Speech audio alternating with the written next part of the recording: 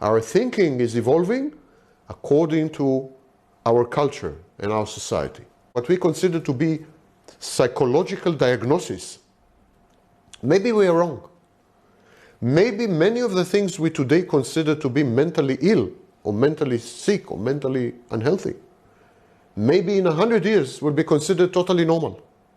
We have something called culture-bound syndromes.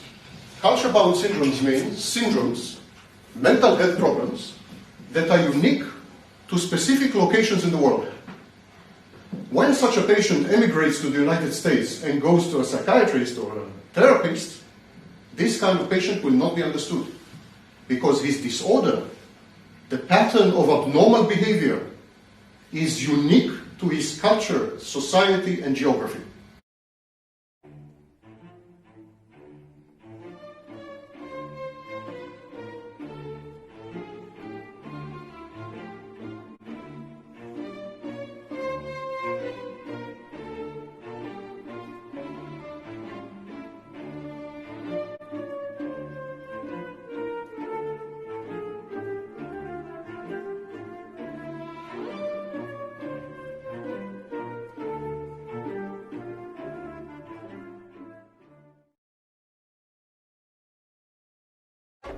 No one knows exactly where the Tsar comes from.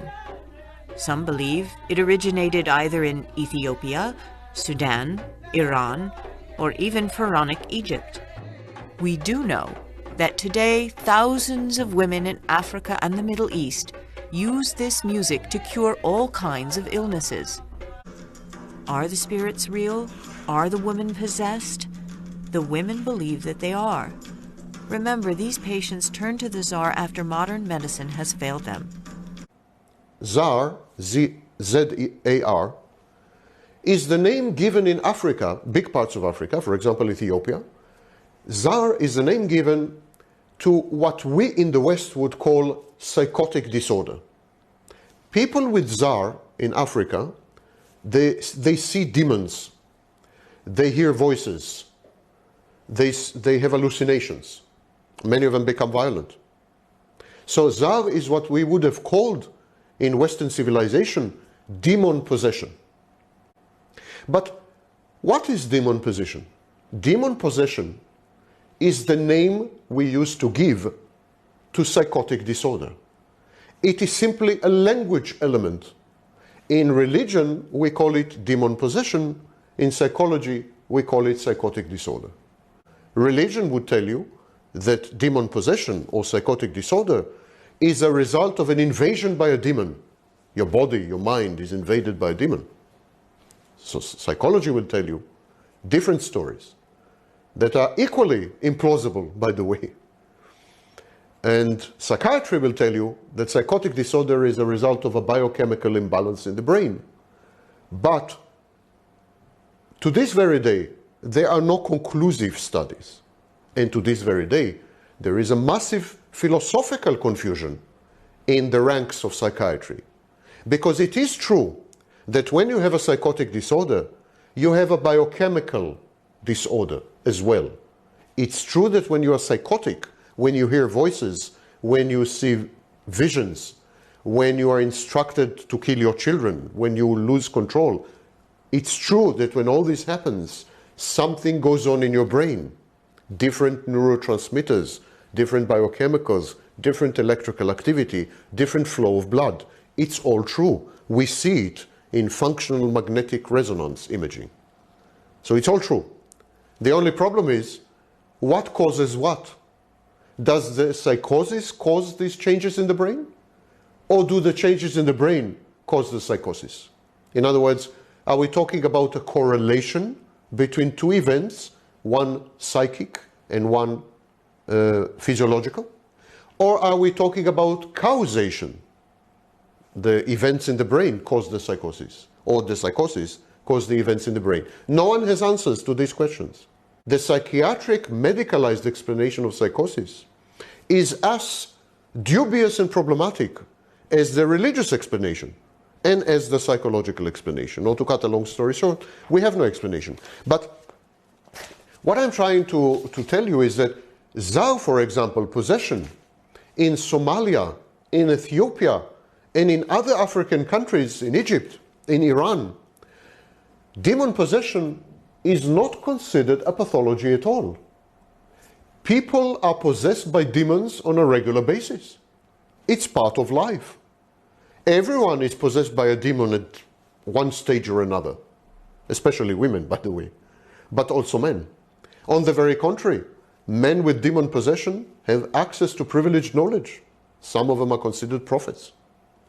So here is a mental health pathology that is considered a part of normality, considered normal, even healthy, even privileged in many, many societies with billions of people. So even the definition of pathology depends crucially on how we view normality. And how we view normality depends crucially on our current phase in our culture and civilization. Because if you go back to Europe, 400 years, 300 years, demon possession would still be considered a part of normal life. Zar is when a patient comes and claims to have been possessed by a demon. It's possession, in effect. But not possession like in Western society. In Western society, the demon is an external, hostile entity. It is an entity that is evil, malicious, takes over someone's body in order to use the body for its own purposes. Zar is something different. Zar is a disorder which we find in Iran, Ethiopia, other parts of the Middle East, and so on. Zar is an intimate relationship between the patient and his or her demon. It's a little like a couple. Like a couple. The patient has intimate knowledge of the demon, develops a relationship with the demon, accommodates herself or himself to the demon, and they live together happily ever after in the same body. They are sharing the same body. When such a person comes to you, the best treatment technique would be couples therapy. I'm not kidding. Couples therapy. In cultures where the group is seen as more important than its individual parts, social anxiety disorders manifest differently as people often become increasingly distressed about how they may affect others. The crucial difference between Taijin Kyofusho and social phobia is subtle. Social phobia focuses on the fear of embarrassment in front of others, while the Japanese phobia focuses on being afraid of embarrassing others by being in their presence. Taijin Kyofusho in Japan is the fear, the phobia, of being repulsive to others. People who have Taijin Kyofusho believe that their body, the smell, their odor, body odor, parts of their body, their hands, their face, are repulsive to other people. They are convinced that they disgust other people, that other people are disgusted when they smell them or look at them. In the West, we would classify this as a mental disturbance, as a mental problem. We would subject the person with such a phobia to talk therapy. We would give such a person medication, usually antidepressants. We would consider this, Taijin Kyofusho, what a body image disorder. There's a whole class of mental health disorders, and they are called body image disorders. If I think I'm too fat, if I think I'm too thin, if I think I'm repulsive, if I think my smell is horrible, if I think that my emotions are exaggerated, if I think that I displease or embarrass or that I'm offensive just by existing, that would be a form of body image disorder. And all of you heard of eating disorders. Why do we have eating disorders? Why do we have anorexia? Why do we have bulimia? We have these disorders because we have a wrong image of our body. For example, if I think I'm too fat, then I will develop anorexia. I will try not to eat. I will try to control my eating and thereby reduce my weight, even if I am thin to the point of medical danger. But in Japan, Taijin Kyofusho, this body image disorder is considered commendable. A person with this disorder is considered sensitive to the needs of others, empathic, considerate, and compassionate. The Japanese encourage this.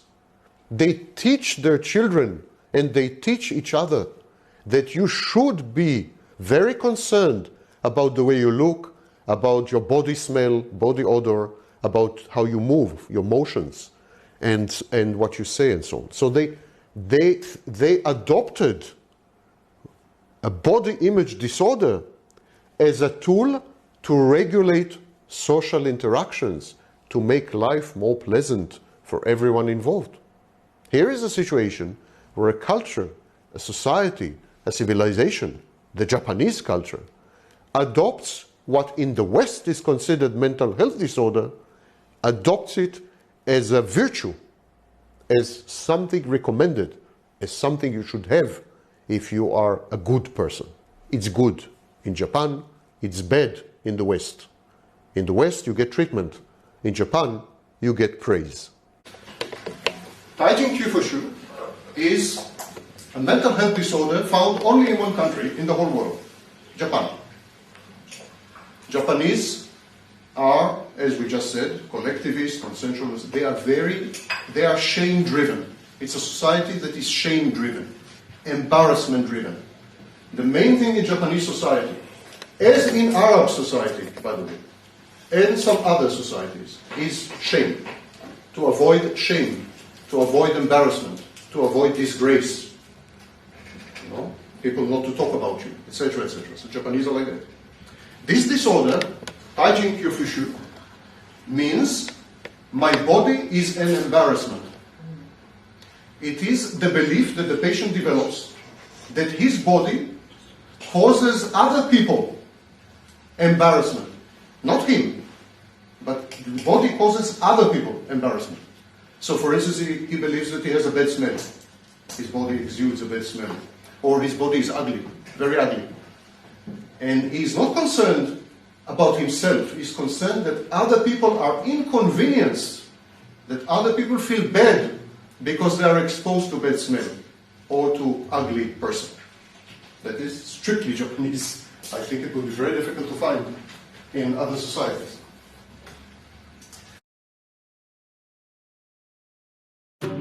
Le apuesto a que en más de una oportunidad, cuando no le resultan bien las cosas, ha escuchado a alguien decirle «tienes mal de ojo» o «te ojearon». Ambas son frases muy populares entre las personas mayores y que sin duda revisten un supuesto peligro para la persona ojeada. El mal de ojo es una creencia popular que está extendida en muchas civilizaciones y culturas, en la que una persona tiene la capacidad de producir daño, desgracias, enfermedades e incluso llegar a provocar la muerte a otra solo con mirarla. Mal de ojo is the Spanish for evil eye. Evil eye is the belief that other people can affect your child, your unborn child and your baby, just by looking at that baby, by giving praise to the baby, saying, oh, how beautiful it is, coo, coo, coo, wonderful baby, etc., etc. The evil eye is a curse, a malediction. It can make the baby sick. It can even kill the baby. So women in many societies, some parts of Russia, in Spain, Latin America, some parts of Asia, and big parts of Africa, women do not tell other people that they are pregnant. They hide their babies. Once the baby is born, they hide the baby for a few months for other people not to give the baby the evil eye. In Turkey, people sell their babies. They try to cheat the evil eye by selling the baby to another family. And such babies receive the name mercado or mercada, bought and sold in Spanish. So there are many ways of coping with the evil eye. But why am I mentioning the evil eye? If you went to a Western psychiatrist and you told the Western psychiatrist, listen, I believe that my neighbor is putting an evil eye on my baby, the Western psychiatrist will prescribe medication. Because in Western psychiatry, to believe that someone has the power to kill your baby just by looking at it is a delusion. It's a delusional disorder. It's a recognizable mental health diagnosis, mental health problem. If you believe that someone can kill your baby by looking at it, something is wrong with you. You are mentally sick. You need treatment in the West. But for well over 1 billion people all over the world, this is absolute reality. No one will consider you insane if you say that, if you talk about the evil eye in, for example, Brazil, or in parts of Africa, sub-Saharan Africa, or in Spain. No one would think that you're crazy. Actually, people would think that you are crazy if you deny the existence of the evil eye. So here's an example of a mental health disorder, delusional disorder, that is highly culture-bound. Depends where you are and when you are. Mal de ojo. Mal de ojo means evil eye. Evil eye. Evil eye means if you have a baby or a child and someone looks at the baby or the child and is jealous. Jealous that you have a baby, or jealous that the baby is beautiful, or jealous that the baby is healthy, and so on. That person who is looking at the baby gives the baby the evil eye. It's called mal de ojo, and it's common in Spain, Portugal, and Latin America, and so on. It is a mental health disorder because the person who believes in mal de ojo develops total paranoid ideation.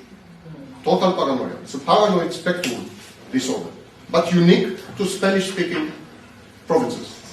In Spain, and by the way, in Spanish, for instance, Spanish Jews that emigrated to Turkey. My mother is a Turkish Jew, Spanish Turkish Jew. Her family emigrated from Spain to Turkey. So they brought with them the mal de ojo to Turkey. So the Spanish Jews in Turkey, the Ladino Jews, have this, mal de ojo. And these societies developed huge rituals, treatment modalities in psychotherapy, rituals outside psychotherapy, and whole codes of conduct to avoid mal de ojo. It's a whole science of how to avoid mal de ojo. I will give you one example. If a baby becomes sick after a neighbor saw him and gave him the mal de ojo, so there's a neighbor, she saw the baby, she gave him mal de ojo, baby became sick. Why she? Only she. Do you know men with evil eye? Yes, this is culture. See, it's a cultural artifact. Absolutely. Absolutely. That's why I asked. Absolutely, it's a cultural artifact. It's a gender discriminatory approach, gender prejudice. But I'm mentioning she all the time because mal de ojo, the people who cast mal de ojo are exclusively women. That's not connected to me. I was sure about it. Yeah. Exclusively women. So if this neighbor woman casts mal de ojo on the baby becomes sick, there is a whole procedure. The baby has to be sold to another family. Sold for 1 coin. So they take the baby to another family, they give the baby, they take a coin. And the baby changes its name. Why? To deceive the devil. So when the devil looks for him, for Jorge, he will not find him because Jorge changed the name. The baby changed the name. And these babies are called mercada or mercado. If you come across someone in Spain, Portugal, Latin America, Brazil, and so on, called mercado or mercada, means that he is a sold baby. He was sold because of mal de ojo. He or she. For real? Sold for a coin. And for that real? Family, not for a ritual, for real. It's a ritual, but that family becomes also his family. Like cum, a little like... Madre mia.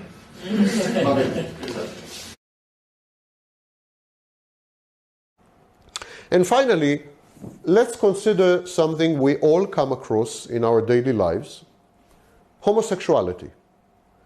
Until 1973, and actually until 1980, homosexuality was defined as a mental health problem.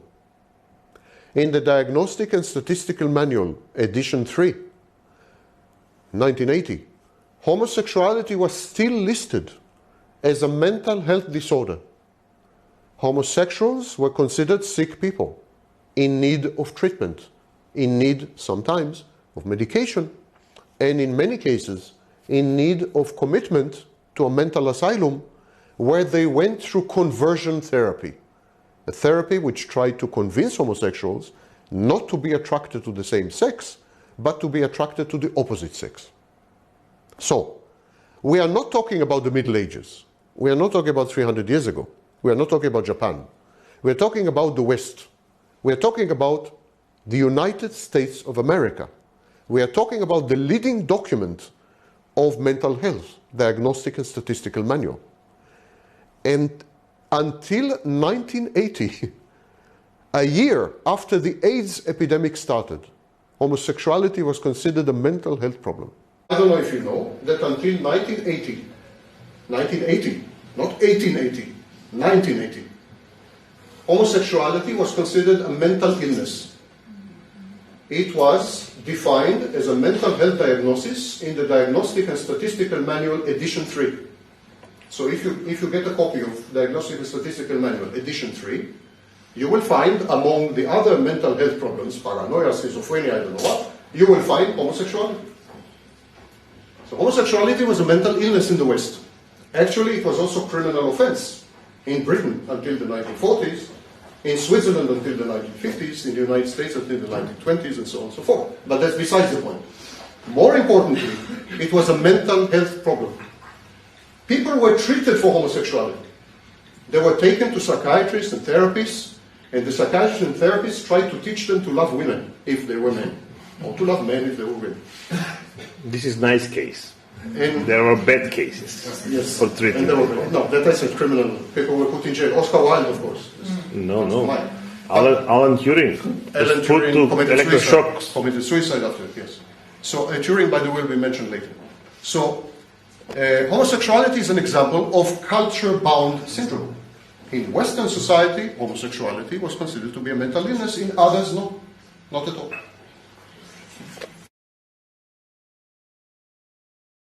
Witches were persecuted and executed only 300 years ago in Europe and in North America. Culture and society then accepted certain mental health disorders as an inevitable part of human life. Today we are living in the age of enlightenment, most of us at least. Today we don't believe in demons, we don't believe in devils, we don't believe in witches, except if we're married to one. So today, we would not use this language to describe these phenomena. We would use the language of psychology, because psychology is enlightened. Psychology is scientific. You see, psychology is being taught in your university. Witchcraft is not. To learn witchcraft, you have to find Harry Potter. To learn psychology, you just have to watch this video. I am teaching psychology in a university, and I'm teaching it as a science because culture and civilization is telling us that it's okay. It's telling us this is the correct language. But is it? We don't know. Mental health is not a science with strict quantifiable elements. It's not like physics. Mental health depends where, who, when also, as you will see later. It's very fluid. It's a little like art, closer to art than to science, although if you go to the Western universities, the psychologists there will be very angry. They will say, no, it's a science. We have now machines that measure blood flow in the brain, so it's a science. That's of course a joke, we'll come to it later. Psychology has never been a science, and never will be a science. Until the year 2013, sadomasochism, sadomasochistic sex, until 2013, was considered a mental health problem. It was removed from the 5th edition of the Diagnostic and Statistical Manual only in 2013. Sadomasochistic sex is unusual sex. It is a rare form of sexual preference. Only about probably 1% practice sadomasochistic sex on a regular basis, and fewer than 15% of the population experienced it at any stage. Yet until 2013, that's only 5 years ago, it was considered a mental illness, a mental sickness, which necessitated treatment. Today, 5 years later, society changed. Because, listen, what changed?